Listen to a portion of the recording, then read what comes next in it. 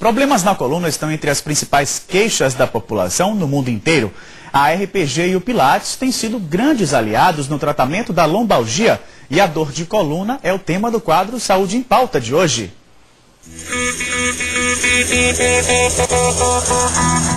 Roberto já não sente as mesmas dores de alguns meses atrás. A fisioterapia vem trazendo bons resultados no tratamento da hérnia de disco. Posso fazer uma série de movimentos que eu tinha dificuldade de fazer, né?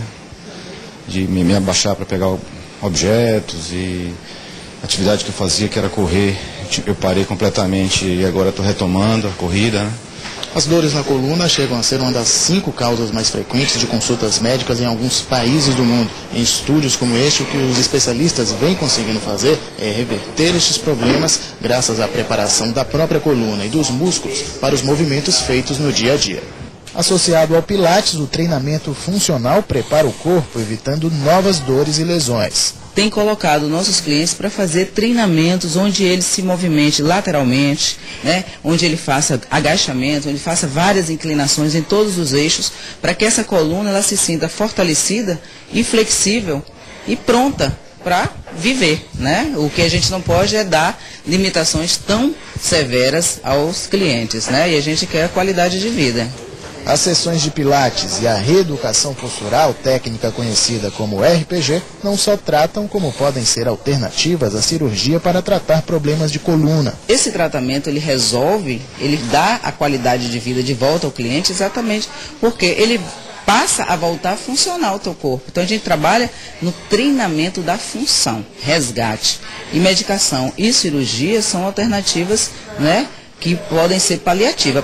A professora universitária Délia Almeida faz Pilates 3 vezes por semana. Há pelo menos 8 anos tratando problemas como escoliose e lordose, ela percebe as melhoras a cada sessão. O Pilates ele é assim, uma técnica fisioterápica que ajuda bastante, né, na recuperação dos problemas de coluna. Eu acredito nisso. E quem nunca sofreu com dores na coluna, né? A partir de agora, você pode tirar sua dúvida sobre diagnóstico e tratamento sobre esse problema, viu? Aqui no estúdio, o médico cirurgião Djalma Amorim vai responder a sua pergunta, que pode ser feita pelo telefone 0800 071 5250. Lembrando que a ligação é gratuita. Doutor Djalma Amorim, seja bem-vindo aqui ao estúdio. Boa tarde. Olá, boa tarde. Tudo bem? Pois é, mostramos aí na reportagem, como a gente acabou de ver, 2 técnicas que podem aliviar ou até mesmo sanar com as dores na coluna, né? Claro. Quais seriam as outras técnicas que a gente pode indicar para o telespectador que está nos assistindo nesse sentido, né? Bom, a própria fisioterapia convencional também é uma técnica. O RPG é uma técnica a mais do que a fisioterapia convencional, que é a educação postural global, onde você vai fortalecer a musculatura, corrigindo sua postura. E depois também nós temos o Pilates, que também foi demonstrado na apresentação, que também é um fortalecimento muscular. Por quê? São 2 técnicas, na verdade, um tanto quanto que não estão acessíveis a todo mundo, né?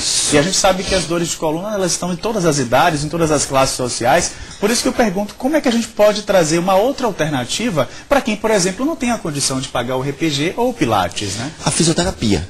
A opção é a fisioterapia convencional, como eu falei. Mas eu acho que o mais importante é você conscientizar o paciente da necessidade dele realizar um RPG. Porque muitas vezes 99% das patologias em coluna vertebral não são patologias cirúrgicas. Mas você precisa fortalecer essa musculatura para evitar que o paciente vá para uma cirurgia. Então a conscientização da necessidade da RPG, mesmo que seja um custo pago pelo paciente, é importante.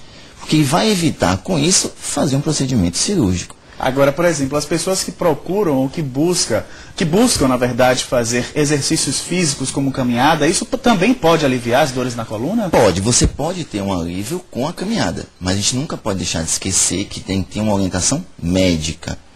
Um exemplo, tem pessoas que vão caminhar na praia com areia fofa. Isso é ruim, são para pacientes de alto risco, alto impacto, melhor dizendo. Você tem que ter a orientação de alguém, algum personal trainer que te oriente sobre isso. O ideal seria um lugar plano? Como é que é? Reto, plano, um tênis que lhe dê condições para impacto, um tênis confortável, uma roupa também confortável, questão da você da perda do suor, pela desidratação com o sol. E as dores de coluna estão em todas as idades, independente também de classe, como eu falei, né? Idade, você tem a criança que tem dor de coluna hoje em dia, tem um adulto, tem um jovem, enfim, por quê, né? Quais são as causas para esse problema, né? São várias causas, né? Eu acho que o mais importante é que hoje as pessoas estão tendo acesso ao consultório que não tinham antigamente. O acesso ao convênio pelas pessoas também ficou melhor. Então, assim, eu pego crianças de 1 ano a pessoas de 89 anos, com diferentes tipos de patologia. Patologias como a escoliose, que é um desvio na coluna, você pode ter também fraturas, você pode ter uma compressão medular por uma estenose, que é comum no idoso. Então, cada faixa etária, você tem um tipo de patologia mais comum. Mas é importante lembrar, dor em coluna, avaliação médica, com alguém com especialização na patologia para uma melhor orientação e conduta. É o primeiro passo, então, que a pessoa deve fazer. E dentro dessa avaliação, como é que é feita essa avaliação, né? Para saber que tipo de problema é que você está passando aí na coluna, Tá. né? O que consiste um atendimento médico? Nos preceitos que a gente aprende na faculdade. Uma boa história clínica. Por quê? Porque essa história clínica bem feita vai fazer com que você já norteie no teu pensamento algumas suspeitas clínicas. Depois dessa história, você vai fazer o exame físico do paciente, que também vai lhe dar sinais que podem dizer que você tem dor. Um exemplo, um paciente que tem uma dor irradiada para a perna esquerda. Quando você examina, ele tem uma alteração de sensibilidade na face lateral da perna. Eu devo pensar em alguma patologia discal que comprime uma raiz de L5. Por quê? Porque aquele dermátomo, aquela região, tem a sensibilidade por esse nervo. Então, com isso, eu vou solicitar os exames conforme as minhas suspeitas clínicas. O paciente vai realizar os exames de imagem, como raio-x, tomografia, ressonância, e vai retornar numa segunda consulta para a gente, com o raio-x, com os exames, fazer essa avaliação. Isso. Né? Agora, por exemplo, essa dor na perna que você... Por exemplo, uma pessoa sente essa dor na perna. Esse é só um indício de que você pode estar com algum problema de coluna, né? Isso. Porque também a gente diz assim, senti uma dor nas costas, aí eu estou com problema de coluna. Eu acho que não é por aí, né? Isso? Não, Como não é que a por gente aí. pode identificar, ou pelo menos ensinar a população a identificar se de fato você tem um problema na coluna ou não, né? Isso. Existem o que a gente chama de sinais que a gente fica preocupado, chama de red flags. Tá, um exemplo, você tem uma dor persistente por vários dias que não melhora com analgésico. Você pode associar febre, você pode ter perda de peso, você pode ter alterações de sensibilidade na perna, diminuição de força. Isso são sinais que o paciente deve se preocupar. Ficar atentos aí E para aí, poder procurar um fazer essa especialista. avaliação, esse diagnóstico, né? Exatamente. Doutor Djalma, continua aqui com a gente, viu? Ok. Porque ainda nesta edição, olha só, a gente volta a conversar com o cirurgião Djalma Amorim. Você também pode ligar para a gente e tirar as suas dúvidas, viu? Pelo telefone 0800 071 5250. A gente volta a falar sobre dores na coluna no nosso quadro Saúde em Pauta. Agora o médico cirurgião Djalma Amorim responde as perguntas enviadas por você, telespectador. E a primeira, doutor Djalma, é do Roberto Carvalho, do Cabula. Ele tem 26 anos e pergunta assim: existem hábitos que podem desenvolver a hérnia de disco? Sim. Posturas inadequadas em flexo extensão, né?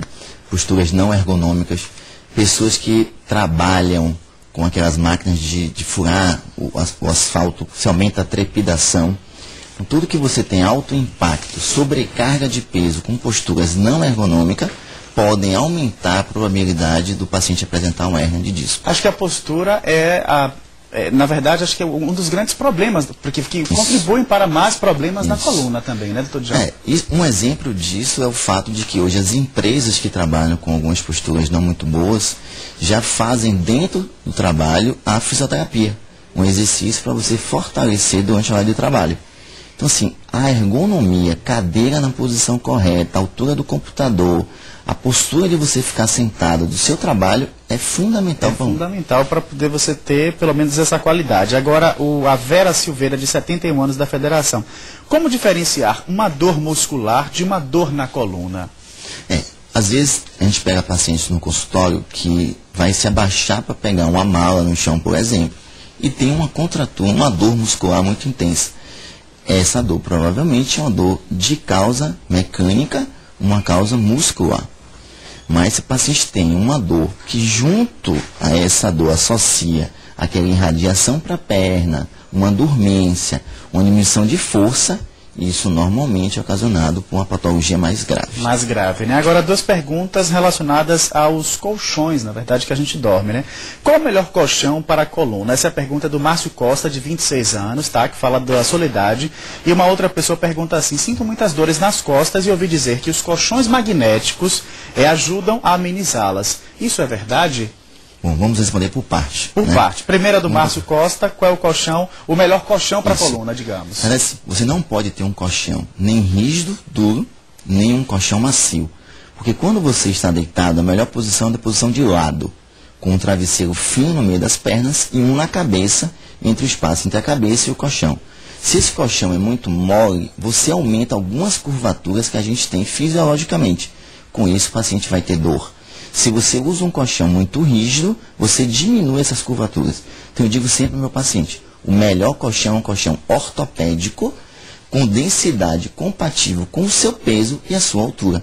Então existe uma escala, onde os locais que vendem, as empresas que vendem colchão, vai enquadrar o paciente, tá, o comprador, nessa tabela. Vai pegar o seu peso e a sua altura vai relacionar e vai achar qual é o melhor tipo de colchão. Sobre a questão do colchão eletromagnético, a medicina é uma área que trabalha muito com comprovação científica.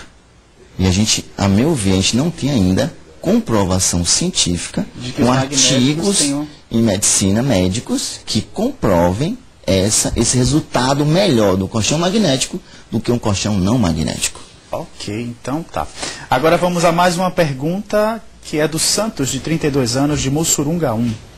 Aliás, da Maria Lúcia Santos, viu? Ela faz assim: tem um filho de 10 anos que leva para o colégio todo dia uma mochila com uns 4,5 kg. Isso é um perigo, né? Ele pesa 37 quilos. O peso da mochila está prejudicando a coluna dele? Como posso saber qual é o peso máximo que ele pode carregar? Ele se queixa de dores. Já são os indícios também, né? Claro. O ideal é que você tenha como peso na mochila 10% do peso da criança.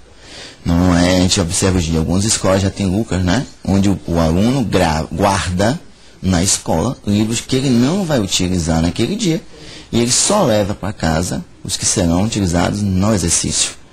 Então, o ideal é, no máximo, 10% do peso da criança. E se ele tem 37 quilos, é ideal 3 quilos e 700 gramas, né? Isso para que ele leve dentro dessa mochila. Isso. Agora, só uma última pergunta, que é da Neide Aparecida, de 24 anos, da Ribeira.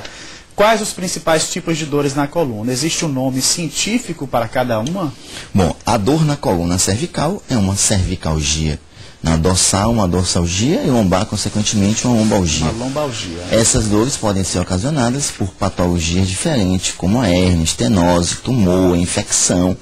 Então, é importante a gente diferenciar esses dois pontos diferentes. A dor de acordo com a região e a suspeita com a dor que o paciente teve. Ok, doutor Djalma Amorim, muito obrigado pela sua participação aqui no estúdio e pelas informações passadas para os nossos telespectadores e dores na coluna, tá bom? Eu agradeço o convite. Sempre que estiver disponível, a gente está de ajudar e tirar as dúvidas dos nossos telespectadores.